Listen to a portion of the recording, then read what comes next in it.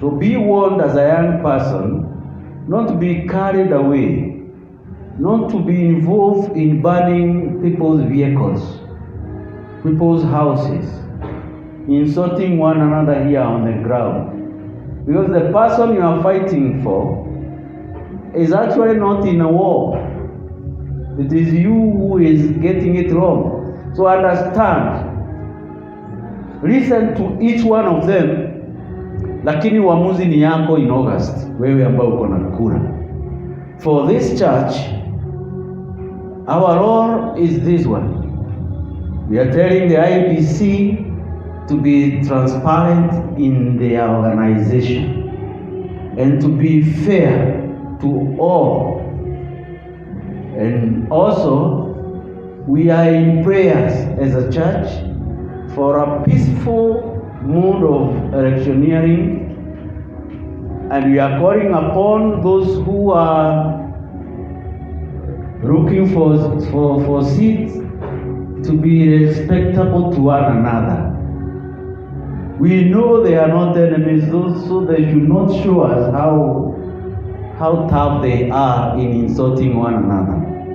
They should show us some kind of respect and decorum in their performance as they seek votes from us. So this church is watching and seeing who is doing what. And for those who will be planning to cause commotion in Kenya, we will announce them in public during daytime. So our role in this church is to watch and see and make noise where it is necessary. One of the things that this church of the President Church of East Africa has said is that politics is not allowed in the altar, in the church. Come worship with us. Let us seek the face of God, but we are not allowing anyone to insult one another in this pulpit. And therefore, that is the stand of the church. This church respects those that are in the authority now. The leadership that is there today, the people that this church prays for, that they may conduct their work and their duties in the right order. After August, there are about 52 presidential candidates who want to be elected as president. Whoever becomes the president in August, the church will pray and support that person. We don't know who. And therefore, we are not allowing the 53 candidates to come and insult one another in the pulpit. We are waiting for them after August. Whoever will be elected will pray for that person and support. And of course, tutakosoa makosa kule itaonekana. Na kwa hivyo, be warned. Don't insult one another because of them. Don't fight one another because of them. Don't do ugly things to your brother, your sister. Hii kitu ikifika August, wakiingia kwa ofisi, mtajua ni tuko zao walikuwa wanatafutia. May God bless you and be with you. Our sermon this morning, after so many things, is on commitment. It is on commitment. And I know ninyi ni wasomi mko shule. You already know the interpretation of the word commitment. Commitment is the noun, the state or quality of being dedicated to a cause or an activity. So when you talk about commitment, actually you are talking about dedication. But you are dedicated to something. You are dedicated to that issue, to that activity, to that thing. Is a willingness to give your time and your energy to that issue. You become dedicated. Is the ability to work hard on that thing. That the thing that you are committed to, then you work hard. You work hard on it. and nobody can pull you back because you are dedicated to it. It is staying on course, what come may. It is ni kukaa ngumu hata mambo yakipasuka. You are there. Whether you are the only person remaining, you are committed to the issue. Those that are committed, it doesn't matter how many you are. Those that are committed, it doesn't matter who is on your side and who is not on your side. Those who are committed, it doesn't matter whether it is raining or it is very hot. Those who are committed, doesn't matter the season. Those who are committed, doesn't matter the godfather or the godmother that is there. Those that are committed do not take any nonsense from anybody. Those that are committed are never swayed by anything. They remain in the course, what come may. Those who are committed to a cause are not watermelon. They stand for something. They stand for a specific, whether it is a spiritual belief, whether it is a political belief, whether it is an economic belief, whether it is whatever, they stand firm because they are dedicated. They have given their time, their resources, their energy. Those who are committed. Commitment is determination. And commitment is equals to success. Those who are not committed on anything do not succeed on anything because they don't believe on anything. So they don't pursue anything. They are just there timing, and they don't achieve anything because actually they were not thinking of anything. Those that are committed, they know what they are doing. Commitment is like a pledge. Ni kama muma. Commitment is like a pledge. For those who have been scouts, like myself, they know when we have raised the flag of Kenya, we were doing a pledge. I pledge my royalty. You know, that day during Nyayo era, we were saying, I pledge my royalty to the president and the nation of Kenya. Unajua hiyo? Nakumbuka hiyo wale ambao wamekuwa scout. Yeah, I pledge. Mpaka ikabadilishwa ikasema hapana, si president. Kama ni Moi, hapana, si Moi. Commitment is being persistent.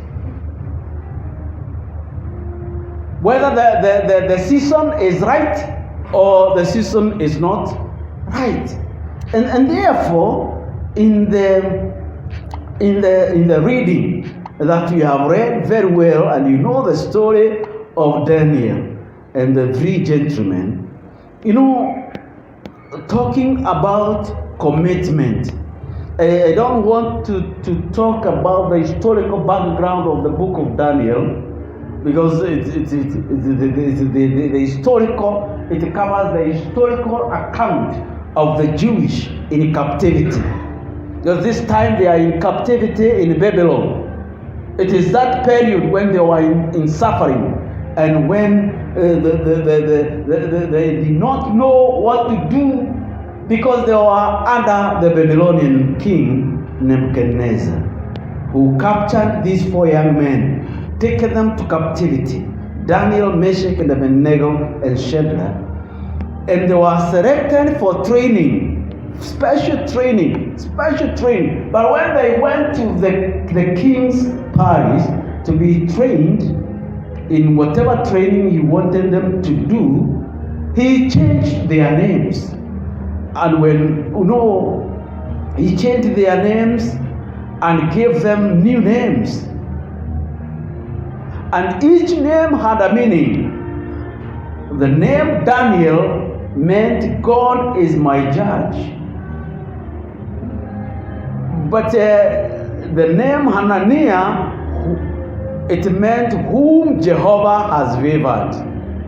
Meshach was who is what God is. And Azariah, Yahweh has helped. These are the names that their Jewish mother had given them. But they changed their names now from Daniel to Belteshazzar, meaning Baal's prince. They were given new names. And the meaning of the new names that were given in Babylon had something to do with the idol gods of Babylon. Hananiel, who was given the name Shadrach, meant inspired by the sun god, the Aku, the sun god. Mishael, who was given Mishael, meant is that to be compared to Shak. Shak is an idol god in Babylon. Azariah was given Abednego, servant of the shining fire. And you know, in African tradition, our names have meanings. I don't know what the meaning of your name that your mother gave you. There must be a meaning. And sometimes those meanings that comes from the names that our parents give to us during birth, sometimes they are actualized in our lives. We find ourselves doing as the name. Bwana asifiwe. So be careful of the names you are giving to your children. You young people, you know you're getting married. And you get there, you are here, I don't know what name you give to your child or come to see the baby, but consider the name, look at the name, try to see what is the meaning of this. Don't just give name because you have heard it in America, or in Britain, or in China. Could be it's a name of an idol god. So take care. Give a name that you know what it means. If you don't know what it means, leave it and give it what your mother gave you, because there is a meaning. There is a spirit behind the name. So we are talking about commitment, not about names. We will talk more about names some other time. To stand out, commitment to stand out for God. And Daniel stood out for God and said, we will not eat this food from the king's table. Just give us vegetables and water, and we are okay. So for those who are committed, I want to talk about 3 things, and we finish with the Holy Communion, because we are going somewhere else. Number 1, for you to be committed fully to God, you must know God. You must know who is this God that I'm getting committed to. And you know, the Bible says that the beginning of wisdom is knowing God and fearing God. That you believe that there is a God in heaven. You know, the problem with us, when we go to universities and those colleges, we are influenced by different authors and writers. We are influenced by other guys who do not know God, and they teach us and transform us to understand and to believe that there is no God. And we become atheists, people who do not believe that there is no God, that there is God. And you know, the word of God says, it is only a fool that says there is no God. And I want you to be wise enough to recognize and to know that there is God in heaven. Have a relationship with that God. That God who is the maker, the creator of heaven and earth, who created you, who formed you in his image and likeness. Believe in that God. Believe in him and have faith in him. Identify yourself with that God, Yahweh, creator of heaven and earth. Bwana asifiwe. Do you know God? Do you believe in God? You know, when we say the Apostles' Creed here, we were just summarizing of our belief that I believe in God, the maker of heaven and earth. Even if you don't know anything else, I urge you this morning that you transform yourself, you talk to yourself, call yourself to a small meeting and tell yourself that from today I will believe in that God who created heaven and earth. Yes, you are born by your mother, but you are created in the image and the likeness of God. Believe in God. You have the opportunity to believe in God. You have the chance. You have the knowledge. You can read the Bible and understand it. You can listen to the music, the gospel music, even the song that was sung here. But there is a faithful God. There is God in heaven. Believe in that God and don't allow yourself to be convinced otherwise. Be committed to that God. Because He has your image. He knows you. He knows you are rising and you are coming down. He knows when you are in trouble and when you are in safety. He knows you. He loves you. Baba yetu aliye mbinguni amenifurahisha yakini, kuniambia mwake chuoni nyakuwa nami mpendoni. Anipenda Mwokozi Yesu, anipenda, anipenda, anipenda Mwokozi Yesu, anipenda mimi. God knows you. There is God in heaven. Believe in that God. Number two, for you to be committed to Him, then you must be self-control. Have self-control. Those who have self-control, they know themselves. They know their purpose in this life. They know their purpose at home. They know their purpose in the college, in school, wherever they are, in that business, in that office. They know their purpose. They are not confused fellas. They are there.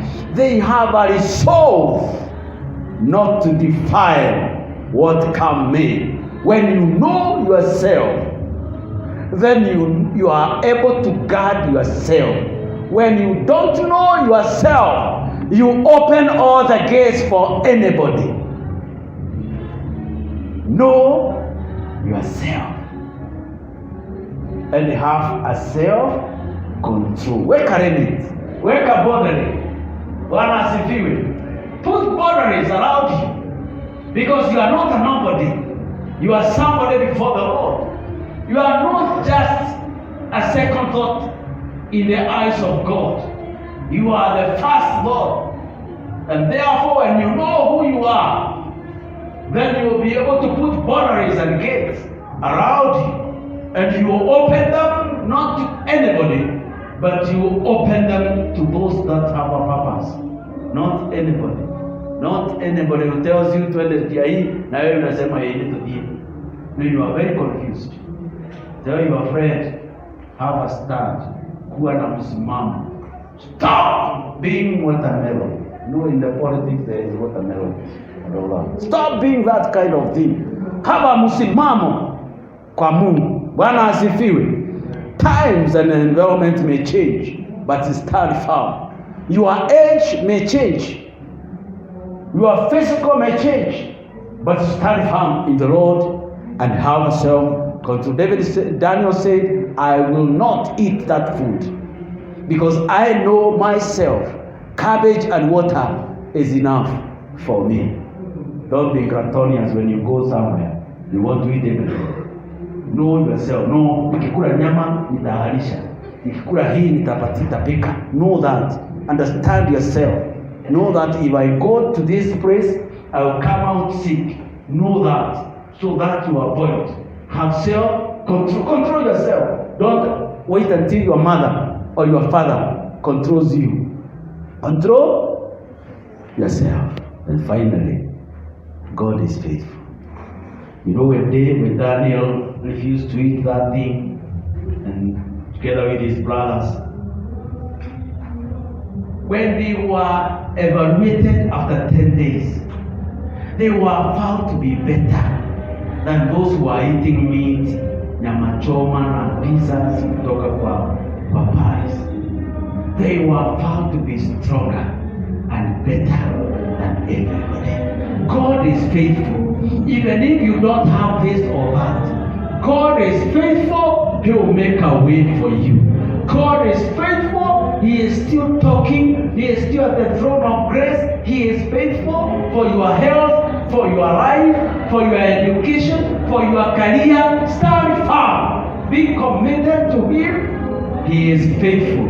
He will open doors for you.